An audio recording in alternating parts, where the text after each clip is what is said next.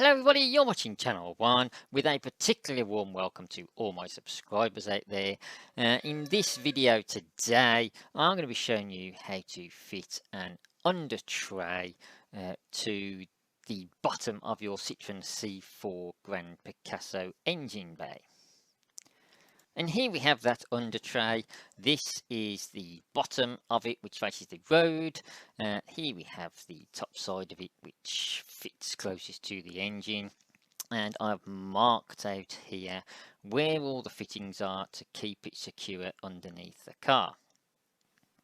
Now on this particular car, because it has self-leveling air suspension, the first thing you need to do before you start jacking it up is push this button here, which is on the left hand side in the boot. It'll make a little noise, put a little light on, and that will then deactivate the self-leveling suspension. And with that done, you do then just need to jack the car up. I've got an axle stand here, which I put on one of the chassis members just to make sure it is good and solid before I start going underneath. And my engine is particularly dirty. It's not as bad as it was. I have actually found the cause of the oil leak, which I will post in another video later. But that is the whole reason that got me looking into under trays for the car, because I was fed up with it leaking all over my drive. And here we have that under tray, like I say, with the first holes marked there in red that I'm going to fit. And they fit nicely above the front valance behind the front bumper. Even though there is a fair bit of damage from what I found, it looked like it did have an under tray from the factory, which has been pulled off, broke off, fell off, I don't know. But there is all the mounting holes are damaged. The filled in arrow, the actual bolt is still there, but the nut is rusted on it solid, and I haven't got access to cut it off, so I am actually going to leave that one there. But I'll show a series of photos now of the locations where this under tray is supposed to mount, along with the missing fittings and the stock bolt. And here we have the first of those photos, showing the damage to the first part of the under tray behind the bumper. As I say, quite badly damaged. Looks like the original fitting has pulled through, leaving this big messy hole. And in this photo, this square hole is where there should be a captive bolt going through, which is what should secure onto that damaged bit of plastic. And it's the same story on the middle hole here, again with the missing bolt, but the furthest, well, right actually on the car, left as you look at it from the front, does still have the bolt and fitting in place, but as I say, it's all rusted together. I can't cut it off where it is. I'm going to need to remove a bit more of the front of the car to do it, and I'm not going to do that today. So they are going to be left where they are. So as a sort of quick fix, I've got these M6 nuts and bolts and a series of washers, and using some long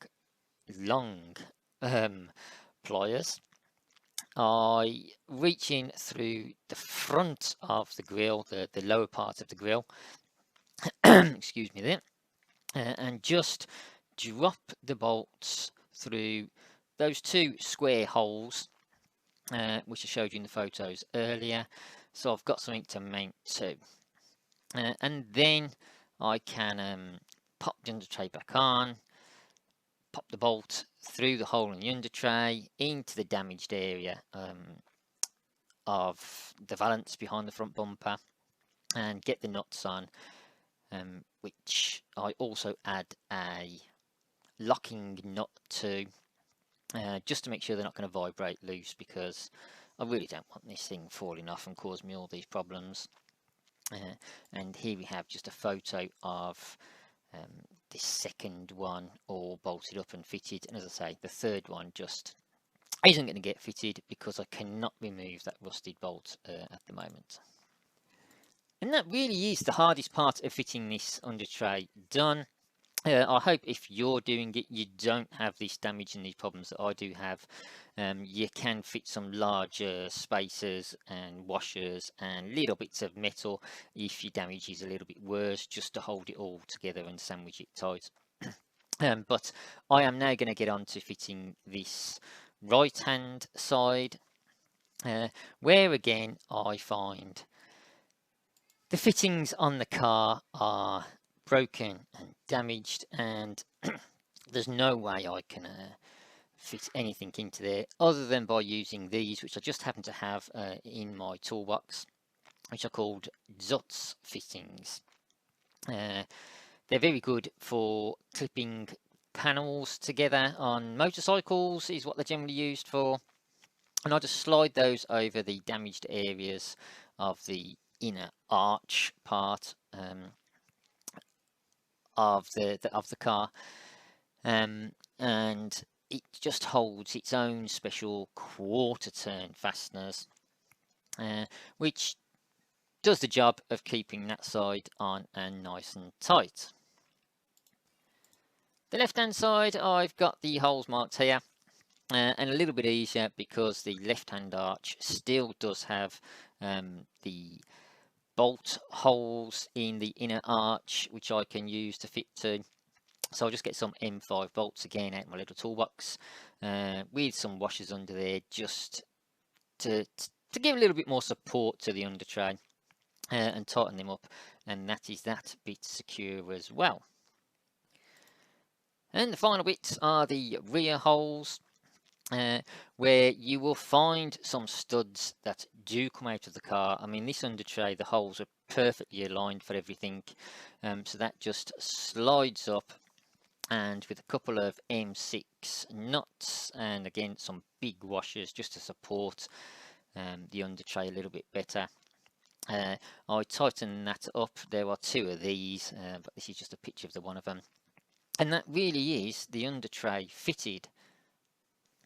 And as you can see, looking level underneath the car, it doesn't particularly hang down. There's a little bit of droop on either of the corners, but then when you look a bit further underneath the car, you can see it does do a good job of protecting the whole of the underneath of the car.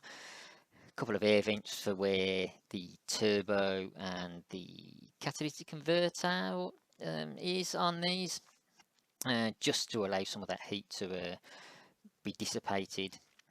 And that's all done, fitted. Only thing left to do is, if you look in the engine bay, the little browny coloured sort of pipe dangling down at the bottom of the hole there is the water drain from the diesel filter, which I've just popped through one of the holes in the bottom of the under tray.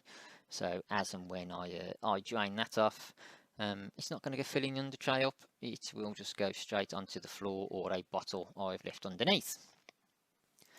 And the last thing to do is just take the car off the jacks, hit your little button in the boot again. I'm not sure whether that does reset every time you put the key in and start the engine, but just to be sure, I make sure I push the button and reactivate the self-leveling suspension.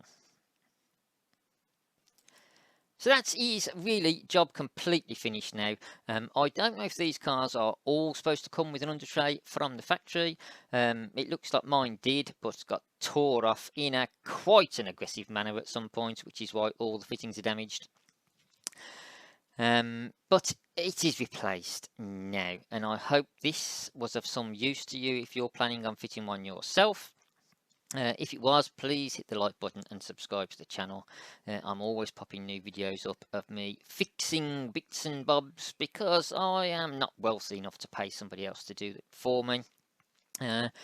But whatever you're doing, folks, do please stay safe, take care, peace everybody.